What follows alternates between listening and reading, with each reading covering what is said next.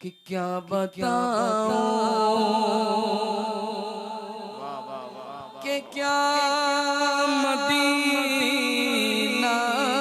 है। ए मुसलमान, जिस चीज ने आपको डैमेज किया है या बदनीयती ने आपको डैमेज किया है, क्योंकि काफिरों के बीच रहते रहते सोच भी काफिराना हो गई है।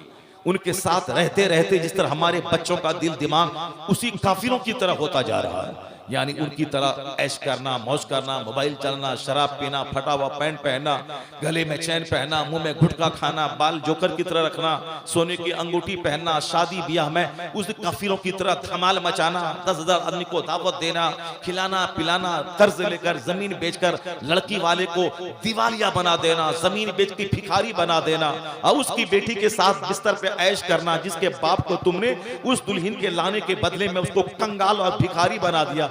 ये बता दे उस बीवी के दिल पे क्या गुजरता होगा जिसके बाप को क्या हुआ। वरना उसके पास दिल तो है, एहसास तो है, दिल नहीं जीत पाएगा उनके बाप को भिखारी बना के। दिल उस वक्त जीत पाएगा जब उसके बाप से कुछ ना ले, सिर्फ दुल्हन को ले ले। 50% मेरा रोल है, मुझको औरत की जरूरत है, औरत को मेरी जरूरत है। तो जिस तरह हमको उसको हमारी जरूरत है, उसी तरह हमें भी औरत की जरूरत है। हम भी औरत के बगैर जिंदा नहीं रह सकते। हमारा घर सोने का क्यों ना हो, गोल्ड का रहे, 50 एकड़ जमीन पर रहे, औरत नहीं है तो कौड़ी के 3 है वो घर एक वीरान सनसान जंगल है। हमारे पास 5 करोड़ है, अगर औरत नहीं है तो 5 करोड़ मिट्टी और ठेले में कोई फर्क नहीं। जिंदगी की सारी बहार है उसी औरत की वजह से। उसकी वजह से हमारे दिल को सुकून मिलता है, उसकी वजह से मेरी निशानी औलाद पैदा होती है, उसकी वजह से हमारा घर जिंदा रहता है, हमारी करोड़ की प्रॉपर्टी की हिफाजत होती। मैं तो कहता हूं अगर जन्नत से हूर को निकाल दिया जाए तो जन्नत भी बेमजा है। लेकिन एहसान मेरे रब्बे आला का है कि कुरान पाक में जहां जहां भी जन्नत का जिक्र हुआ है वहां हूर का जिक्र हुआ है, उस हूर के हुस्न का जिक्र हुआ है, उस हूर की बड़ी बड़ी आंखों का जिक्र हुआ है, क्योंकि वो जन्नत भी बेमजा है जिस जन्नत में हूर न हो। उसी तरह वो घर सनसान है, वीरान है, उजड़ा हुआ है, वह जिंदगी पागलों की है जिस जिंदगी में कोई खातून शामिल न हो।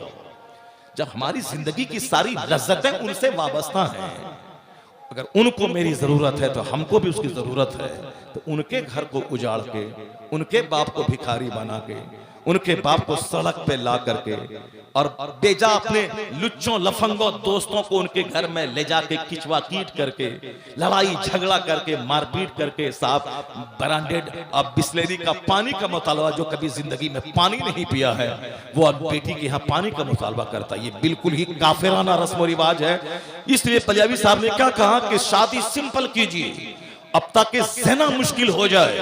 अरबपति खरबपति क्यों ना रहे, पहले आप तो पहल कीजिए, आप तो मस्जिद में शादी का माहौल पैदा कीजिए। अगर अरबों रुपए की मौजूदगी में अगर आपने सिंपल शादी किया, या फटीचर क्लास के गरीब जो कर्ज लेके जमीन बेच के मस्जिद के दरवाजे पे भीख मांग के अपने बेटे की शादी धूम से करते हैं, उन बेशर्मों को शर्म आएगी कि खरबपति जब अपनी बेटी की शादी मस्जिद में सुन्नत पर अमल करते हुए सिंपल ढंग से कर रहा है, तो हम गरीबों फकीरों को भी उससे ज्यादा सिंपल शादी करना चाहिए।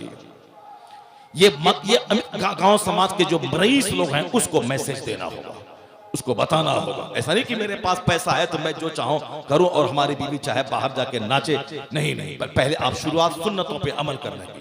गरीब अगर सुन्नत पे अमल करे तो आप बोलेंगे इनके पास माल ही नहीं है तो क्या करेगा, ये मस्जिद में ना करेगा तो मॉल में करेगा, तो आप तो उसको फौरन गरीबी का ताना दे देंगे।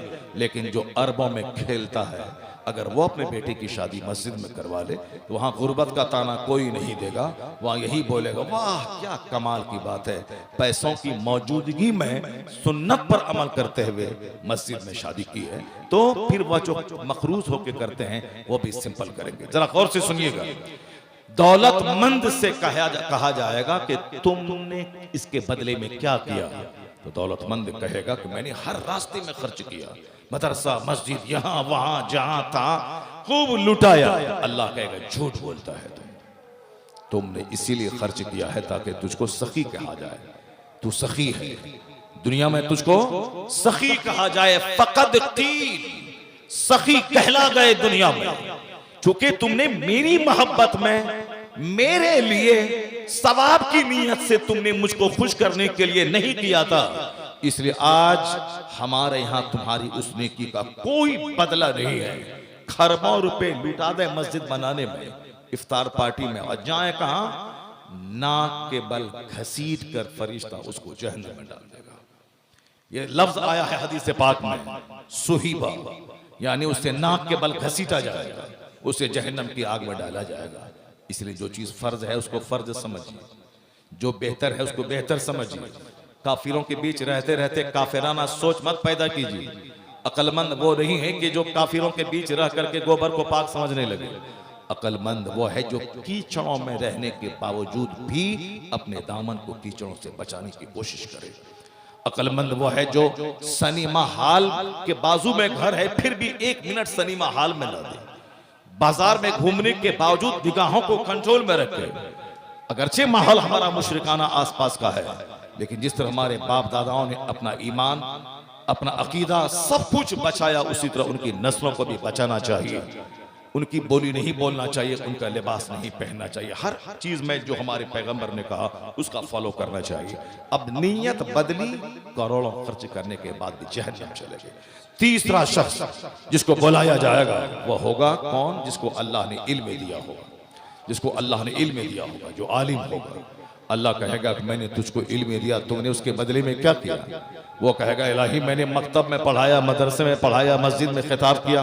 अल्लाह कहेगा तूने झूठ बोला, तुमने इसलिए इल्म हासिल किया था कि ताकि लोग तुझे आलिम कहें, तुम्हारी शोहरत हो गई दुनिया में, तुमने मेरे लिए इल्म हासिल नहीं किया था। तो मैं हराम और हलाल को पहचानूं, हक बातिल को पहचानूं, मैं अपने रब्बे करीम को खुश करूं, मैं अल्लाह रब्बुल इज्जत की रजा के लिए मैं काम करूं। नहीं, तुम तो नाम और नमूद के लिए तुमने पढ़ा था, जाओ दुनिया में आलिम कहला गए। हमारे लिए तू पढ़ा नहीं था, इसलिए आज हमारे यहाँ उसका कोई बदला नहीं है।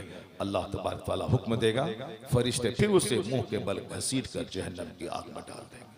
इन 3 लोगों का, 3 गरोह का चर्चा इस हदीस पाक में है।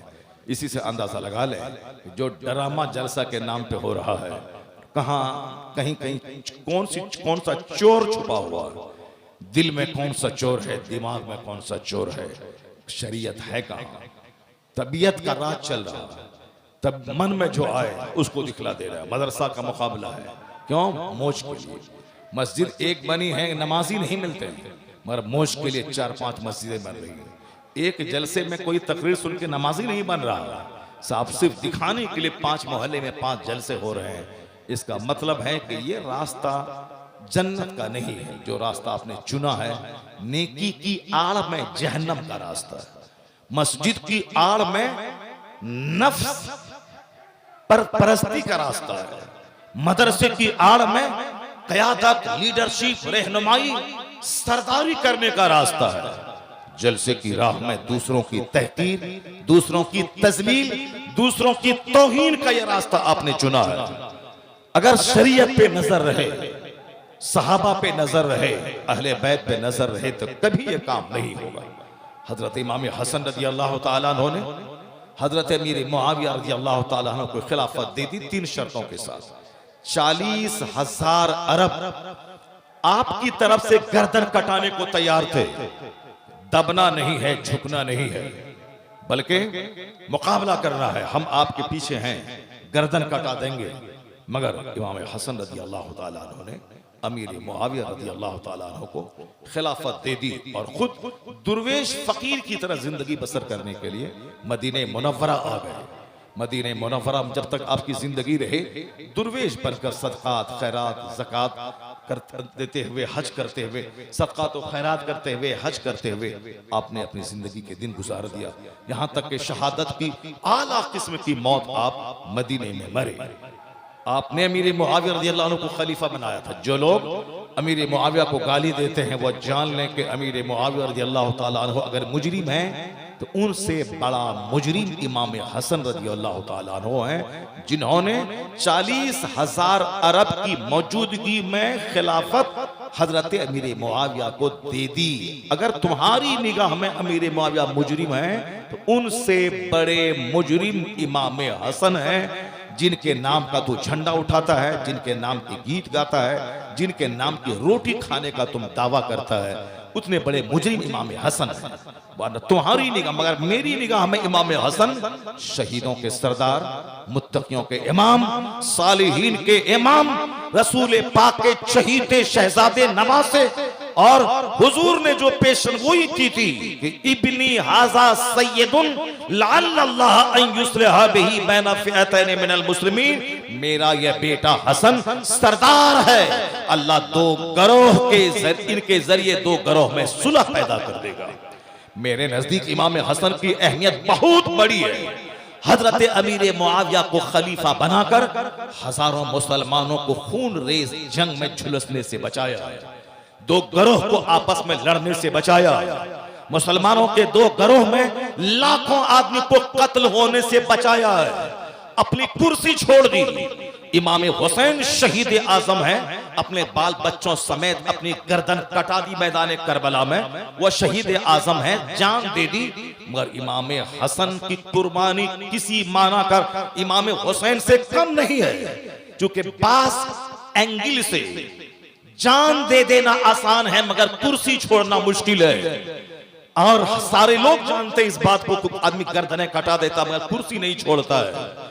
कुर्सी की खातिर लोग अपने बाल बच्चे, अपनी मां तक को ज़बह करवा देते हैं ताकि बादशाह की कुर्सी मुझको मिल जाए। जो इतिहास पढ़ते हैं सबको मालूम है। इस एंगल से देखेंगे तो इमाम हसन की कुर्बानी इमाम हुसैन की कुर्बानी से भी बड़ी कुर्बानी है। क्यों? इमाम हुसैन ने जान दे दी, इमाम हसन ने कुर्सी और सत्ता की कुर्बानी कर दी। इमाम हसन ने सत्ता की कुर्बानी की है। आप बादशाह थे, खलीफा थे आप, लेकिन आपने खिलाफत सिर्फ मुसलमान के दो गरोह को लड़ने से बचाने के लिए, हजारों को उस कत्ल होने से बचाने के लिए अपने सीने पर पत्थर रखकर खिलाफत अमीर मुआविया को दे दी। इसलिए अमीर मुआविया रज़ी अल्लाह ताला अन्हु सहाबी रसूल हैं और उन्होंने बहुत शानदार ढंग से 40 साल तक बहैसियत गवर्नर 20 साल, बहैसियत हाकिम 20 साल, 40 साल खिदमतें उसकी इस्लाम के लिए है। कोई उनको गाली देने वाला, वो कोई अच्छा काम नहीं कर सकता है, अपने लिए जहन्नम का गड्ढा तो खोद सकता है। जन्नत का रास्ता वो नहीं है, जन्नत का रास्ता वो है अहले बैत से भी प्यार करो और सहाबा से भी प्यार करो, सारे सहाबा को इज्जत और सम्मान दो। अगर कोई वली का बेटा कल काफिर हो जाए तो उस काफिर होने से वली की विलायत पे क्या फर्क पड़ने वाला है। अगर किसी आलिम नमाजी पीर का बेटा अगर शराबी हो जाए तो उसकी शराब पीने की वजह से आलिम को तू क्यों गाली देगा। जवान होने के बाद सब अपना अपना जिम्मेदार होता है। इसलिए बेटा जवान हो गया, अब ज़कात खैरात सदका फित्र सब उस पर अलग से वाजिब फर्ज है, बाप पे नहीं है। तो जब उनके सारे आदाब अहकाम अलग अलग हो जाते हैं तो बेटा जब जवान होके बादशाह बना, अब उन्होंने अहले बैत अतहार का उनके दौरे हुकूमत में खून हुआ, शहीद हुए, उन्होंने उस पर नाराजगी का इजहार भी नहीं किया और कातिली ने इमाम से बदला भी नहीं लिया। इसका मतलब सारा काम उसकी निगरानी में होता रहा। तो यजीद पलीद है, यजीद खबीस है, यजीद जहन्नमी है, लेकिन उसका बाप कसूरवार नहीं है। बाप ने इसलिए नहीं दिया था कि तुम हुसैन आजम को कत्ल कर देना, बाप ने इसलिए गद्दी दी थी कि तुम इसकी हिफाजत करना, इसके हुकूक की अदायगी करना। जब तक हुसैन को नहीं खिलाना उस वक्त तक नहीं खाना, उस वक्त तो कह दिया, लेकिन बाद में अगर वो हुसैन का दुश्मन बन जाए तो बाप का कसूर क्या है। इसलिए जो लोग एक रुख पढ़ने के बाद गालियां देते हैं वो इस्लाम को सही रिप्रेजेंट वो नहीं करते हैं। अब जरा सुनिए मेरी बात जो मैं कहना चाहता हूँ। इमाम हसन को बाद में बहुत दिनों के बाद किसी ने कहा कि आप शेम हैं, शेम है। शेम का मतलब शर्म है आप। जैसे आज कोई काम मुसलमान की तरफ से कोई गलत कर दे तो सारा मुसलमान कहता है कि शेम है, शेम। शेम का मतलब शर्मिंदा, आपने अपनी पूरी कौम का ख्याल नहीं किया, आप हमारे लिए शर्म है। जब कोई बड़ा काम कोई कौम का करता है, गांव का करता है, लोग कहते हैं ये हमारे लिए फख्र की बात है, ये हमारे लिए फख्र है। लेकिन अगर कोई गलत और घिनौना काम करता है तो आप कहते हैं ये हमारे लिए शर्म की बात है। Shem Shem Shem. तो इमाम हसन को लोगों ने कहा शेम। 40,000 अरब आपकी तरफ से गर्दन कटाने को तैयार थे तो आपने हुकूमत अमीर मुआविया के हवाले क्यों कर दिया। आप शेम हैं। इमाम हसन का जो जवाब है वह 50-100 टन सोने के पानी से लिखने के काबिल है। इमाम हसन ने अपने एक जुमले से इस्लाम समझाया, दुनिया की सच्चाई समझाई, आखिरत का मकाम समझाया, एक मोमिन को कैसे जीना चाहिए वह सलीका और हुनर सिखाया है। आज दुनिया की मोहब्बत ने मुझको तबाह किया। आज अच्छा खाने, अच्छा पहनने, अच्छा घर बनाने के शौक ने मुझको कहीं का नहीं छोड़ा। न दुनिया में इज्जत मिली, और जब अल्लाह की इबादत नहीं की तो मरने के बाद क्या मिलेगा वो तो सबको मालूम है। दुनिया की मोहब्बत ने मस्जिदों को उजाड़ दिया, दुनिया की मोहब्बत ने आज खानकाहों को वीरान कर दिया, दुनिया की मोहब्बत ने आज मदरसों को दुकान बना दिया, दुनिया की मोहब्बत और नामो नमूद ने नेकी की आड़ में लोगों को जहन्नमी बना दिया। दुनिया की मोहब्बत ने नम अज़ाने पंजगाना सुनने के बाद भी हमारे कान पे जू तक नहीं रेंगता, जबकि एक काफिर का सीना अज़ान सुनने के बाद हिल जाता है, पर हम मस्जिदों का रुख नहीं करते। काफिरों के दिए हुए तोहफे, मोबाइल और टेलीविजन, ये सारी वीसीआर और फिल्में ने हमारी नस्लों को हमसे छीन लिया। जन्नत भूल गए, आखिरत भूल गए, अल्लाह की खुशी हासिल करना भूल गए। अब सब कुछ इसी दुनिया में हासिल करना चाहते हैं।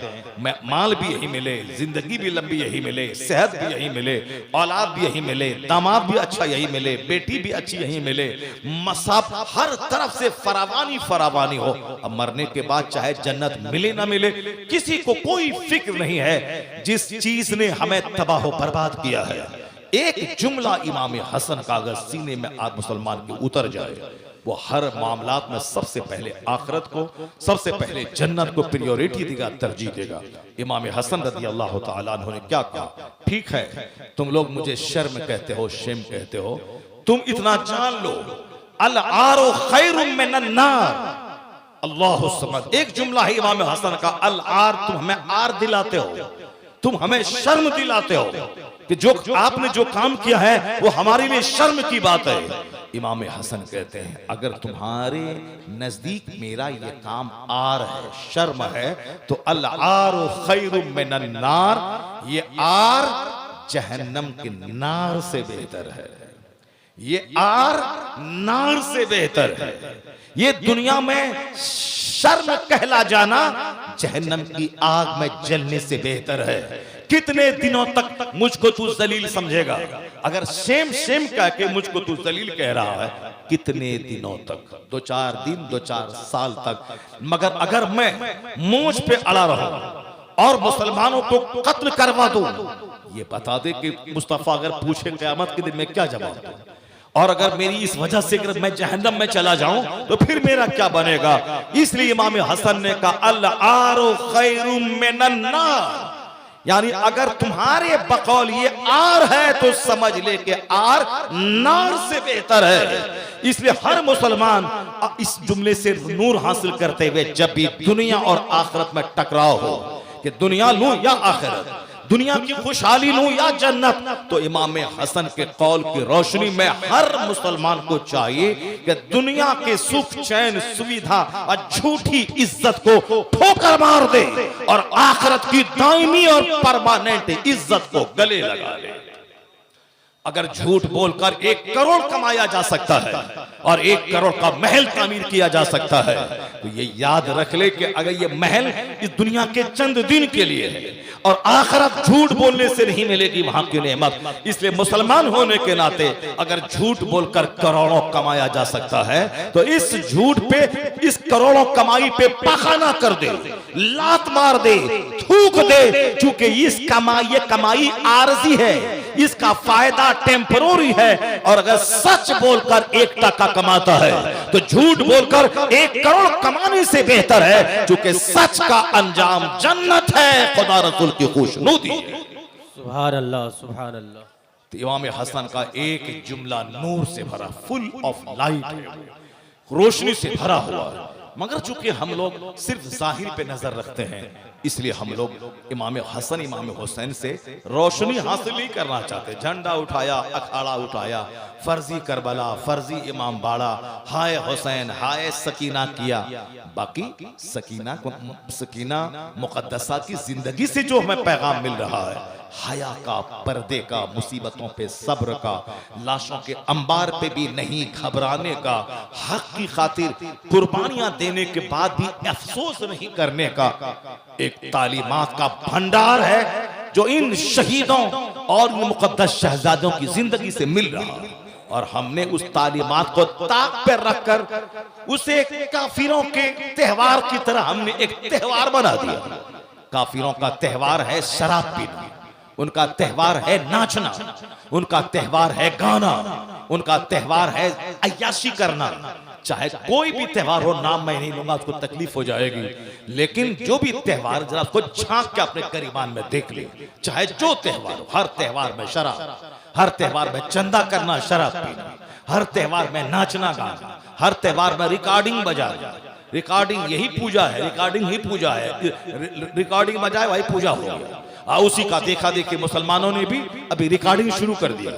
हमें सजदा करना था, रिकॉर्डिंग बजा रहे हैं। हमें इबादत करनी है, रिकॉर्डिंग बजा रहे हैं। हमें 10 बार दुरूद पढ़ना था, हम रिकॉर्डिंग बजा रहे हैं। हम साहब रिकॉर्डिंग हम उसी से सीखा है, चूंकि उसके मंदिरों में भी रिकॉर्डिंग बजता है। वहां कोई इबादत करने वाला मस्जिद मंदिर में तो कोई जाता नहीं है, बस रिकॉर्डिंग सुबह 3 बजे से बजाना शुरू किया। चाहे जिसकी नींद खराब हो, रिकॉर्डिंग बज रहा है, पूरा मोहल्ला गनगना रहा रिकॉर्डिंग की आवाज से। तो तुम भी जो वही रिकॉर्डिंग बजा के त्योहार मनाएगा और शराब पिएगा चंदा करके मुहर्रम में, फिर तेरा क्या हाल होगा। जबकि ईद का दिन त्योहार का है, लेकिन ईद के दिन हमारी नमाज बढ़ जाती है, रोजाना 5 नमाज, ईद के दिन 6 नमाज।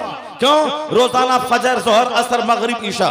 ईद के दिन एक नमाज अलग से वाजिब हो गई, ईद उल फित्र की। ये बताइए, हमारा त्योहार आता है तो नमाज बढ़ जाती है, हमारा त्योहार आता है तो ईदगाह जाने से पहले गरीबों के यहाँ सदक़े फित्र पहुंचा दे, ताकि वो भी तेरी खुशी में शरीक हो जाए, उनके चूल्हे में भी आग सुलग जाए। तो मेरा त्योहार आता है नमाज बढ़ गई, मेरा त्योहार आता है खैरात बढ़ गई।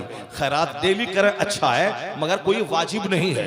मगर ईद के दिन ईदगाह जाने से पहले खैरात करना वाजिब है, ताकि गरीब भी तेरी खुशी में शरीक हो जाए। बकरीद के दिन नमाज फर्ज, नमाज वाजिब हो गई, रोजाना 5 नमाज, बकरीद में 1 नमाज अलग से बढ़ गई, और फिर अलग से कुर्बानी बढ़ गई, ताकि जो 1 लाख के बकरे का गोश्त तुम खाओ, वो उस बकरे का गोश्त अपने भाई के घर पहुंचा दे, अपने समाज के गरीबों के घर पहुंचा दे। तो मेरा त्योहार ये है। त्योहार, हमारा त्योहार नाचना, गाना, कूदना, सिनेमा हॉल को भर देना नहीं है। ये जो पुरानी रिवायतें, आज तो मोबाइल ने तो सिनेमा हॉल को उजाड़ दिया है, लेकिन फिर पहले क्या था दस्तूर कि ईद के दिन मुसलमानों के बच्चे से सिनेमा हॉल भर गया, और नई नई फिल्में ईद के दिन रिलीज होती थी, बकरीद के दिन रिलीज होती थी। इधर नमाज खत्म हुई, ईदगाह में लोग दौड़ के शहर चले गए फिल्म हॉल को आबाद करने।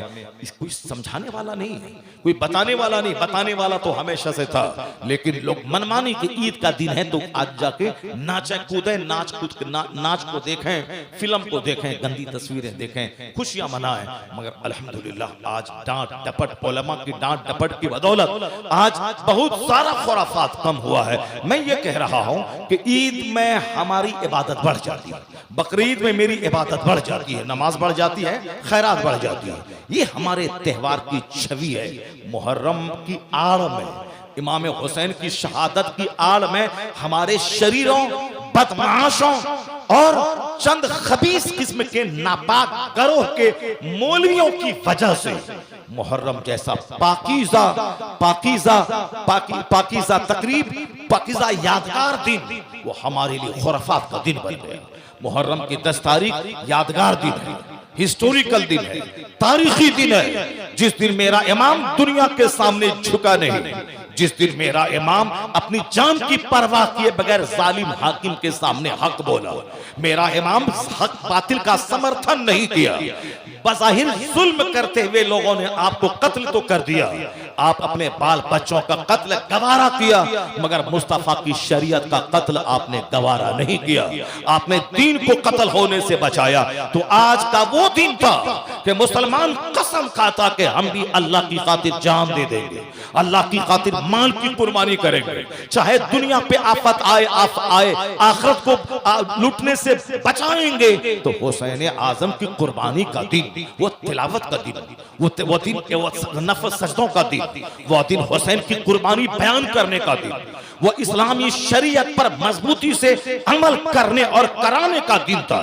मगर चूंकि काफिरों के बीच रहते रहते मेंटेलिटी उसी वही काफिराना होती जा रही है, इसलिए काफिरों की नाच मेरे यहाँ मुहर्रम की आड़ में वो नाच आ गई, उनके जैसा ड्रामा मेरे यहाँ आ गया। उनके छोकरे लुच्चे लफंगे जो चंदा करके शराब पीते हैं, वही चंदा करना, शराब पीना, ताड़ी पीना, अफीम खाना, पीना, चरस पीना, ये चरसी कहीं मेरा बन गया मुहर्रम की आड़ में। क्योंकि वह ईदगाह शराब पी के तो जा नहीं सकता है, वह बकरीद के दिन शराब पी के ईदगाह तो जा नहीं सकता है। अब मुहर्रम की आड़ में अखाड़ा के नाम पे अब वह शराब पी के, ताड़ी पी के नाच रहा है, गा रहा है, बैंड बाजा। ईद के दिन ईदगाह में बैंड बाजा तो बजा नहीं सकता है, बकरीद के दिन ईदगाह में वो हारमोनियम और तबला बजा नहीं सकता है, मगर अब मुहर्रम की आड़ में तबला बजाना शुरू किया। सिर्फ इतना सोच ले कि हुसैन ने इस्लाम को जिंदगी दी है, जान दिया है, मगर एक जालिम की हिमायत नहीं की है। तो हमारी भी आज अहद करने का दिन है कि जान जाए जाए मगर शरीयत पे आंच नहीं आने पाए। तो जो लोग शरीयत का मजाक उड़ाते हैं वो समझे कि हुसैन आजम की मोहब्बत का हक अदा करते हैं या हुसैन आजम की कुर्बानी को खेल तमाशे का रंग देना चाहते हैं। वरना जिन लोगों ने जो शुरू किया है अच्छा काम नहीं है। हुसैन आजम तो एक दिन शहीद हुए, क्योंकि उनकी जिंदगी से नूर कोई हासिल नहीं कर सकता है, अपने नफ्स हासिल नहीं करता, नफ्स और तबीयत की तकमील चाहता है। मैंने इमाम हसन की जिंदगी का कौल आपको बताया कि बंदा को हमेशा अल्लाह के लिए जीना चाहिए। और एक रिवायत में बयान करता हूँ, उसके बाद मैं सरकार गौसे आजम की जिंदगी में आता हूँ। क्योंकि हम लोग बुजुर्गों को सिर्फ पढ़ते हैं, गौसे आजम के नाम पर भी हमने बिरयानी खाना शुरू किया, गौसे आजम के नाम पर अपने मालिदा खाना शुरू किया, गौसे आजम के नाम पे आपने लंगर खाना शुरू किया, मगर गौसे आजम की जिंदगी से जो नूर मिल रहा है उस नूर को लेना हमने छोड़ दिया। गौसे आजम की जिंदगी से जो नूर मिल रहा है, गौसे आजम के किरदार से जो हमें कैरेक्टर की पुख्तगी मिल रही है, गौसे आजम मामूली वली का नाम नहीं है, उन्होंने एक बहुत बड़े साबिर, बहुत बड़े शाकिर, मुसीबतों की आंखों में आंखें डालकर शरीयत पर मजबूती से कायम रहने वाले कायद का नाम गौसे आजम है। गौसे आजम की जिंदगी में मुसीबत के दिन आए, मुसीबत के दिन वो आए कि आपका स्टेटमेंट है कि मैंने 25 साल तक जंगलों में फिरता था, भूख लगती दरख्त के पत्तों को खा लेता था, भूख लगती थी गिरी पड़ी सब्जी में खा लेता था। कौन? जिसके नाम पे आज खरबों रुपए की बिरयानी लुटाई जा रही है दुनिया में। मेरे वो शेख आजम का अपना स्टेटमेंट है, मैं आलिम हाफिज सब बनने के बाद 25 साल दरियाओं सहराओं किसरा के खंडरात में घूमकर आप महवे इबादत रहते थे, अल्लाह का जिक्र करना, मुजाहिदा करना, इबादत करना, हमेशा रोजे से रहना, तिलावत करना, दरख्तों से बातें करना, चांद सूरज से बातें करना, अल्लाह रब्बुल इज्जत की मारिफत का नूर सीने में हासिल करना। इल्म इतना है कि हाफिज, कारी, आलिम, मुफ्ती सब बन गए। उसके बाद गए जंगलों में, वहां नफ्स खुशी करने लगे। ये सबसे बड़ी चीज है, इबादत, रियाजत, मुजाहिदा, अपने नफ्स को कुचलना, नफ्स को मारना, नफ्स को दबाना। आजकल आदमी मौलवी बना, अब फट से मस्जिद नमाज पढ़ाने के लिए आ गया, न कोई तरबियत, न कोई उसकी ट्रेनिंग, न उसके लिए कोई इबादत और रियाजत और मुजाहिदा करके अपने सीने का जंग साफ करना। यही वजह है कि जब वो मस्जिद के इमाम बनते हैं तो बात बात में झगड़ते हैं, बात बात में लड़ते हैं, बात बात में घमंड की बोली निकलती है, नहीं रहेंगे तुम्हारी मस्जिद में, हम जा रहे हैं, हमको तुमने गाली दिया है, तुम्हारा मार के तुम्हारी भी खाल खींच लेंगे। यानी जाहिलों जैसी बातें करते हैं। क्यों? जवानी का घमंड, इल्म का घमंड होता है। इसलिए पहले क्या होता था कि पहले इल्म हासिल लोग करते थे, उसके बाद अल्लाह के वली के दरबार में चले जाते थे, वहां जौ की रोटी खाते थे, वहां रात रात भर 2000 रकात नमाज नफल पढ़ते थे, वहां महीने में 10, 20, 25 दिन रोजा रखते थे, तो रोजा रखकर नफ्स को मारते थे, रात रात भर सजदा करके अपने नफ्स और के घमंड को दूर करते थे। और आज जो गुस्सा है, ये गुस्सा तो वहीं भूख की वजह से मर जाता था। घमंड जो आज है कि मैं कुछ हूं, ये सारा घमंड वहां जौ की रोटी खाने की वजह से खत्म हो जाता था। तब पहले वहां रूहानी ट्रेनिंग ली जाती थी, उसके बाद जब वह मस्जिद में आते थे फिर क्या होता था, मस्जिदें आबाद हो जाती थी, बेनमाजी नमाजी बनते थे, चोर डकैत वली बनते थे, काफिर कलमा पढ़ के मोमिन बनते थे। ये तरीका है तबलीग का कि पहले इल्म जरूरी है। जाहिल आदमी वो कुछ भी नहीं कर पाएगा। जाहिल जहालत ज़्यादा आदमी सिवाय तबाही और बर्बादी के कुछ नहीं कर पाएगा।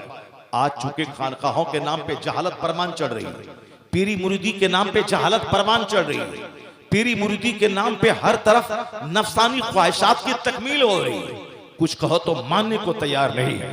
अजमेर का जाहिल मुजावी जो पांव में लोहे का कड़ा बांधता है, उसको आप कुरान हदीस खोल के बताएं, मानने को तैयार है, चूंकि वो 2 रोटी कि उससे वाबस्ता है। देवा शरीफ के मोटे मोटे मुजाविर पीला वाला, उसको कहे कि ये क्या ड्रामा तुमने रचा है साहब, लुंगी पीली, चादर पीली और उस सर नंगा, ये काम तो हालत एहराम का है।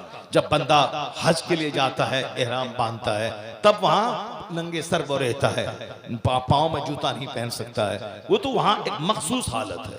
और ये इस हालत में यहाँ पे अब वहां होली खेला जा रहा है। वहां साहब जो आदमी नफ्स को मार देगा, एहराम बांध लेगा, वो आदमी मोटा ताजा होगा। जो नफ्स को मार देगा, दुनिया को छोड़ देगा, फकीर बन गया, वो तो सूख के कांटा दुबला पतला हो जाएगा। उसको तो जिंदा रहना, अल्लाह की इबादत करनी, लेकिन यहाँ खा खा के तोंद ऊंचा कर लेना, इसका मतलब है एहराम के लिबास की आड़ में नफसानी ख्वाहिशात की तकमील करना।